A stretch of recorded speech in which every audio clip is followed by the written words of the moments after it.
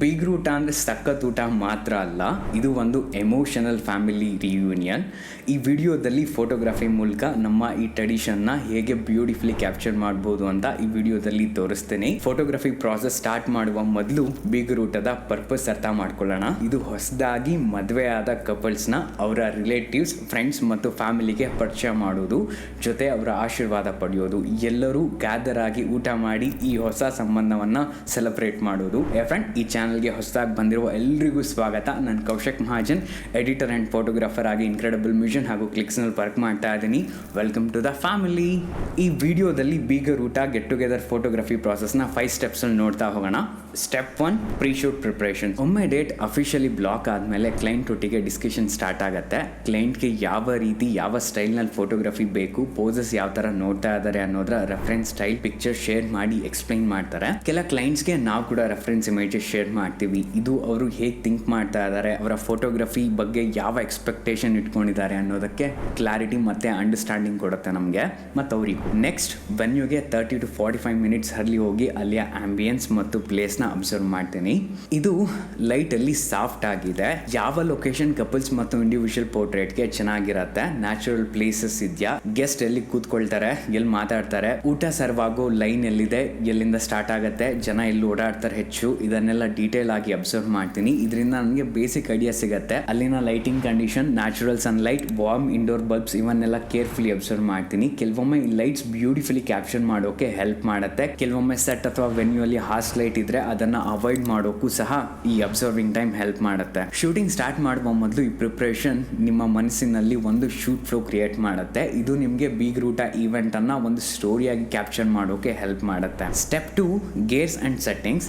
ನಾನು ಇದಕ್ಕೆ Canon R5C camera body, 2870 f2 lens, Godox DP600 3 studio light ಮತ್ತು camera mounted flash utilise ಮಾಡ್ತಾ ಇದ್ದೀನಿ. 2870 f2 lens excellent aperture depth ಮತ್ತು sharpness ಕೊಡುತ್ತೆ. ಜೊತೆಗೆ ವೈಡ್ ಮತ್ತು ಟೆಲಿ ಲೆನ್ಸ್ ಸ್ವಿಚ್ ಮಾಡಬೇಕು ಅನ್ನೋ ಫ್ರಿಕ್ಷನ್ ಅನ್ನ ಕಡಿಮೆ ಮಾಡುತ್ತೆ. ಈ ಲೆನ್ಸ್ f2 ಇರೋದ್ರಿಂದ ಗ್ರೂಪ್ ಶಾಟ್ಸ್, ಕ್ಯಾಂಡಿಡ್ ಪೋರ್ಟ್ರೇಟ್ಸ್ ಮತ್ತು ಟ್ರೆಡಿಷನಲ್ ಫೋಟೋಗ್ರಾಫ್ಸ್ ಅನ್ನ ಸಿಚುವೇಶನ್ಗೆ ತಕ್ಕಂತೆ ಬೇಗ ಡಿಸೈಡ್ ಮಾಡಿ ಕ್ಯಾಪ್ಚರ್ ಮಾಡೋಕೆ ಹೆಲ್ಪ್ ಮಾಡುತ್ತೆ. ಲೈಟಿಂಗ್ ಕಂಡೀಷನ್ಸ್ ನ ನೋಡಿ ISO ಅರೌಂಡ್ 400 to 1600 ಇಟ್ಕೊಳ್ತೀನಿ. ಲೊಕೇಶನ್ ಬ್ರೈಟ್ ಇದ್ರೆ ISO ಲೋ ಇರುತ್ತೆ. ಇದರಿಂದ ಕ್ಲೀನ್ ಕ್ರಿಸ್ಪ್ ಇಮೇಜ್ ಸಿಗುತ್ತೆ. ಲೊಕೇಶನ್ ಅಲ್ಲಿ ಲೈಟ್ ಡಿಮ್ ಇದೆ ಅಂತ ಅಂದ್ರೆ ISO ನ ಸ್ವಲ್ಪ ಇನ್ಕ್ರೀಸ್ ಮಾಡ್ತೀನಿ.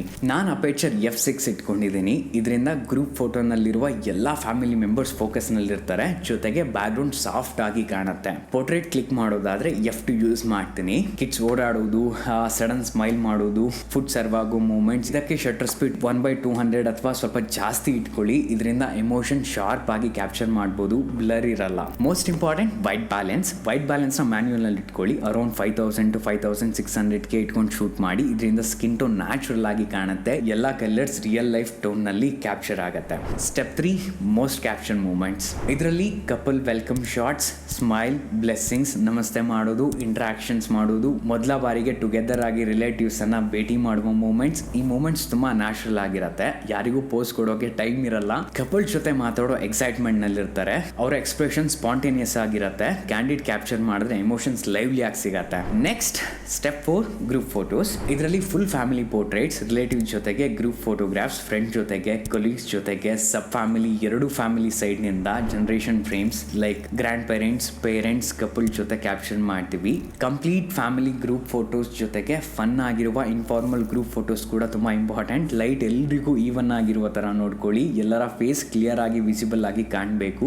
ಸಾಫ್ಟ್ ಸ್ಮೈಲ್ ನ ಸಜೆಸ್ಟ್ ಮಾಡಿ. ಸ್ಟಿಫ್ ಪೋಸಸ್ ಸಾಧ್ಯವಾದಷ್ಟು ಅವಾಯ್ಡ್ ಮಾಡಿ. ಜೊತೆಗೆ ಫ್ಯಾಮಿಲಿ ಇಂಟ್ರಾಕ್ಷನ್ಸ್, ಸೀನಿಯರ್ಸ್ ಮಾತಾಡ್ತಾ ಅವರ ಮೆಮೊರಿ ಶೇರ್ ಮಾಡುವ ಮೂಮೆಂಟ್ಸ್, ಇನ್ನೋಸೆಂಟ್ ಆಗಿರುವ ಮಕ್ಕಳು, ರಿಲೇಟಿವ್ಸ್ ನಗು, ಕಪಲ್ ಫೋಟೋಗ್ರಾಫ್ಸ್, ಫನ್ ಮೂಮೆಂಟ್ಸ್, ಇವೆಲ್ಲ ಈವೆಂಟ್ ನ ಸೋಲ್. ಇವು ಜನರೇಷನ್ಸ್ ನ ಕನೆಕ್ಟ್ ಮಾಡುತ್ತೆ, ಜನರೇಷನ್ಸ್ ತನಕ ಇರತ್ತೆ. ಇನ್ನು ಫುಡ್ ಸರ್ವಿಂಗ್ ಮೂಮೆಂಟ್ಸ್. ಎಲ್ಲಾ ಮೂಮೆಂಟ್ಸ್ ಅಲ್ಲೂ ಇದನ್ನ ಕ್ಯಾಪ್ಚರ್ ಮಾಡಬೇಕು ಅನ್ನೋದಿಲ್ಲ. ಕೆಲವು ಕ್ಲೈಂಟ್ ಇದನ್ನ ಇಷ್ಟಪಡ್ತಾರೆ, ಕೆಲವು ಕ್ಲೈಂಟ್ಸ್ ಇದನ್ನ ಬೇಡ ಅಂತಾರೆ. ನೋಡ್ಕೊಳ್ಳಿ. ಆದ್ರೆ ಮೇಜರ್ ಆಗಿ ನಾನು ಫುಡ್ ಸರ್ವಿಂಗ್ ಕೂಡ ಶೂಟ್ ಮಾಡ್ತೀನಿ. ಇಲ್ಲಿ ಊಟ ನಮ್ಮ ಟ್ರೆಡಿಷನ್ ಜೊತೆಗೆ ಲವ್ ಮತ್ತು ಎಫರ್ಟ್ ಇಂದ ಕೂಡಿದೆ.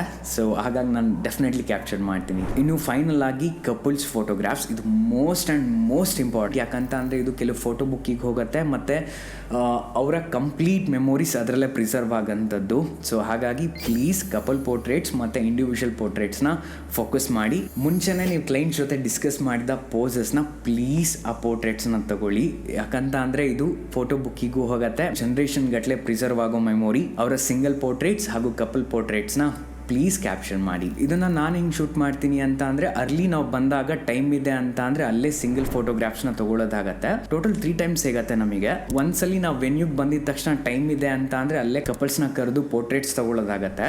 ಇಲ್ಲ ಅವರು ಓವರ್ಲ್ಯಾಪ್ ಟೈಮ್ ಲೈನಲ್ಲಿ ಹೋಗ್ತಾ ಇದ್ದಾರೆ ಅಂತ ಅಂದರೆ ಅದಾದಮೇಲೆ like what to say group photographs ಇದೆಲ್ಲ ಆದಮೇಲಿಂದ ಮ್ಯಾಂಡೇಟ್ರಿ ಆಗಿ ಅವರ ಸಿಂಗಲ್ಸ್ ಮತ್ತು ಕಪಲ್ ಫೋಟೋಗ್ರಾಫ್ಸ್ನ ಪ್ಲೀಸ್ ತಗೊಳ್ಳಿ. ಇದು ಓವರ್ ಆಲ್ ಪ್ರೊಡಕ್ಷನ್ ಶೂಟ್ ಆಗಿತ್ತು. ನೆಕ್ಸ್ಟ್ ಡೆಲಿವರಿ ಮತ್ತು ಎಡಿಟಿಂಗ್ ನೋಡೋಣ. ಇನ್ಕ್ರೆಡಿಬಲ್ ಮಿಷನ್ ಮತ್ತು ಕ್ಲಿಕ್ಸ್ನಲ್ಲಿ ನನ್ನ ಮತ್ತು ಟೀಮ್ ಮೆಂಬರ್ಸ್ನ ವರ್ಕ್ ಫ್ಲೋ ಸಿಮಿಲರ್ ಆಗಿರುತ್ತೆ. ಶೂಟ್ ಆದ ನಂತರ ಪ್ಯಾಕಪ್ ಮಾಡಿ ಸ್ವಲ್ಪ ರಿಲ್ಯಾಕ್ಸ್ ಆಗ್ತೀವಿ. ವರ್ಕ್ ಸ್ಟೇಷನ್ ರೀಚ್ ಆದ ತಕ್ಷಣ ಇಮಿಡಿಯೇಟ್ ಆಗಿ ಡೇಟಾ ಬ್ಯಾಕಪ್ ಮಾಡ್ತೀವಿ.